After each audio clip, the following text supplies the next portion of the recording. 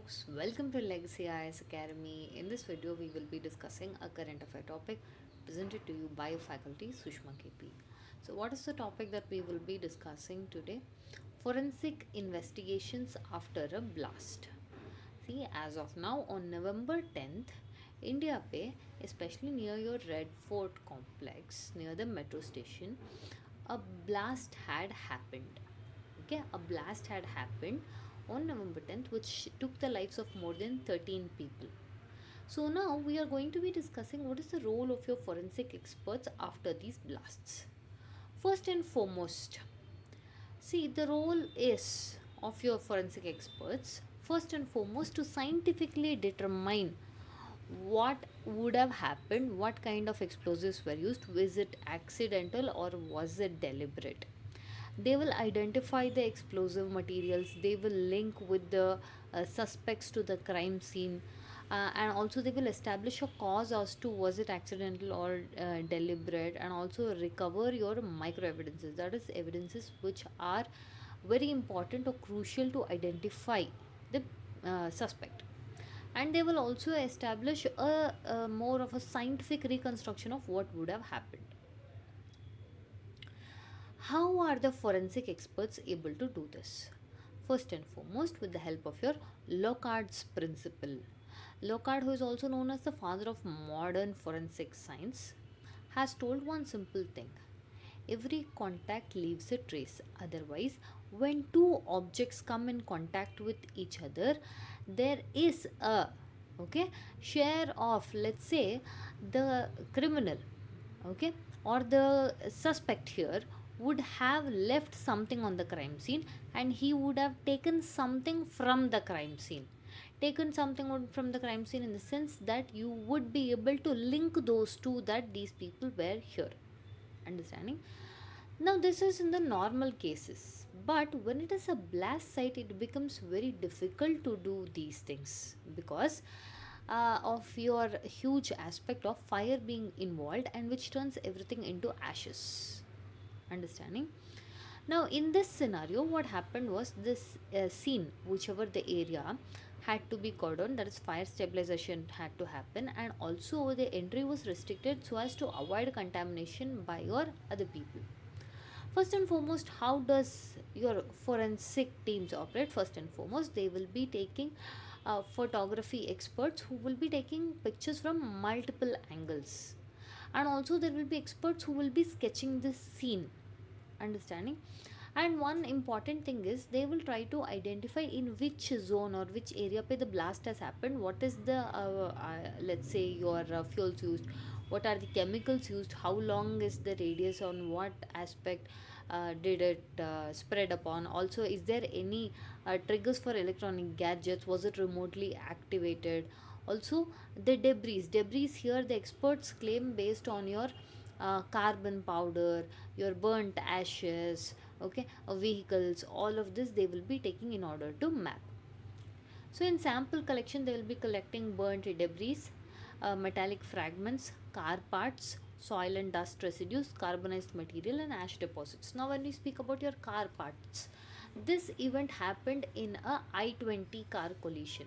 One of the issue is because this is involving cars which will multiple times be restored and their parts being refitted, they have to bring in a forensic physicist in order to examine these things. Okay, now to decide whether it was an intentional or accidental blast, that is, now let's say it is intentional, purposefully they were trying to do this, they will try to see if there are any timers, switches, or circuits, or what are the higher grade residues that they are using with respect to your RDX or TNTs, and also directional fragmentation, that is, in which direction has the parts spread out. That is, they will try to, let's say, if the source is here, what was the spread of that. Okay, the intensity of it is also measured so as to see that how much of it was the cost, how much of the explosive material was used. Okay, they also try to see if there was any remote control device, but in your Delhi blast there was no remote control device. Okay, now before we move ahead, we have a small announcement from Lexi IS Academy. Now, if you're someone who wants to kickstart your UPSC civils journey, look no further. You have found the right spot with Legacy IS Academy, wherein we maintain a batch size at strictly 40 member per limit so as to make sure that you have individualized and personalized training. For those of you who are working professionals or students, we also have our weekend classes wherein it starts at new batch starts at 6th December and regular weekday batches starts from 15th December. Slots are filling up very fast. Do schedule your session in order to book the seats. In Lexi IS Academy, we also offer one on one mentorship, easy access to educators, daily mains answer writing, and prelims test series. Also, your interview mock test panels, 360-degree holistic current affair classes. CSAT classes are conducted by your IIT professionals. We conduct our sessions in both offline as well as online mode. If you want to see how the classes are, you can schedule a demo class either in the offline or online mode. Now, for more information, check out Lexi IS Academy website or contact the number. Okay, now coming back to the topic. Now, let's say if it is accidental blast indicators, how they would be trying to see, they will check the fuel tank. Is it because of anything with respect to short circuiting or rupture of the fuel tank itself? Is there any just single ignition point, or are there any explosives? If it is explosives, then we know that it is intentional. So if no explosives are present, or looking at even the fact that overheating has happened, understanding. So in your Delhi case, no electronic trigger, that is external device, has been found, or any alarms or distant ignition, those things have not been found. And also they are doing deeper chemical analysis just to make to show as to what are the chemicals used. One of the ways that they try to conduct samples, that is tests on samples, is through your spectroscopic techniques. One is Fourier transform infrared spectroscopy, wherein they try to identify the chemical bonds through which I told you, no, the suspect leaves something on the crime scene and takes something from the crime scene. So they try to identify the chemical bonds in the residues, and this will reconstruct the explosive mechanism. In order to, they will try to recreate the crime scene in the most scientific way possible. Another way is through your attenuated total reflectance, FTIR, which is used for again, because I told you it is a blast site, everything is burnt or ashes or residue. This is very much useful in order to do for your burnt samples. They also use a Raman spectroscopy to more of provide a chemical fingerprint as to what explosives were used here.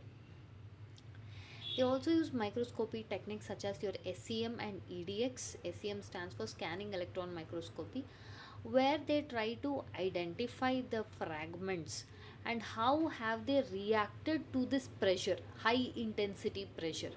Okay, and what element would cause that much of uh, pressure on these particular fragments. Understanding. Next is your EDX method, energy dispersive X-ray analysis, where they're trying to using what is the composition of elements which have been used, or what was used for the blast, and they will try to use it based on your salts, metals, oxidizers. They also carry out thermal and chemical analysis, wherein they will see based on the heat pattern and whether the fire was sudden or it was gradual. Okay, when fire is involved, it becomes even more difficult, but it is coupled with all these mappings. They try to use even laser scene mapping, that is a 3D reconstruction is done to see as to which direction path the blast happened, and also what are the flammables or accelerants that was used. In trying to recreate the crime scene, they create the epicenter, or where exactly did the blast happen and what is the blast radius, which will try to indicate what was their intent. Why do we have to create that is locate an epicenter or tell that how long the blast radius they had planned, is to know the intent of the culprit or convict. And also they will analyze the pressure wave directions, study the debris, that is in which direction did the your burnt particles, ashes, etc. fly about. So they will see about your type and quantity of explosives used also. Now, in the explosive division, that is, as soon as your experts came to know, within half an hour they reached the place alongside your police officers.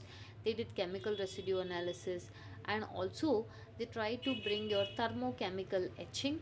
That is, like I told you, the vehicle I-20, which was involved, multiple parts have been removed, refitted, so it becomes very difficult to trace from where the vehicle was. So, your forensic physicists are called in order to find out about your engine number, chassis number.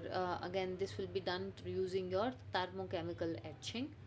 This process of recreating as to which exactly it was is called as etching, and this helps trace the ownership of the vehicle so as to find out who and all are involved. So, who and all are going to be involved? Cyber forensics is also needed because a car is involved, right? So, we need extensive CCTV footage as to who got in, who got out, which time, where the car stopped.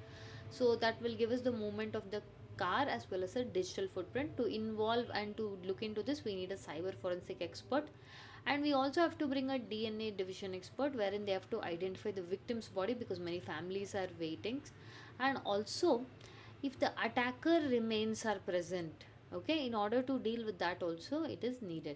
And another thing is ballistic division is also needed because in the cars we have found there was also good amount of your explosives and your ballistics also which has been seen. So this blast investigation is challenging. Why? Because majority of the things are either burnt or it is a lot of human remains which are remaining unrecognizable, and also there is a huge risk of contamination because of the public and responders are also in the scene area. And the explosion has one issue is it scatters the debris, understanding. Now, why is this forensic very crucial for internal security? First of all, it prevents wrongful arrest, enables scientific policing, that is, it gives a scientific rationale and also gives a good amount of evidence. Understanding, and this will be helpful for us to prepare for your counter terrorism and identify your terror networks, like we saw in your Locard's principle. When two objects come in contact, there is an exchange of materials. Understanding. So, this is with regarding to the forensic experts in the blast area. Now, with this, we come to the end of the content. If you like our content, subscribe to our channel, hit the like button, share it along with your friends. Thank you.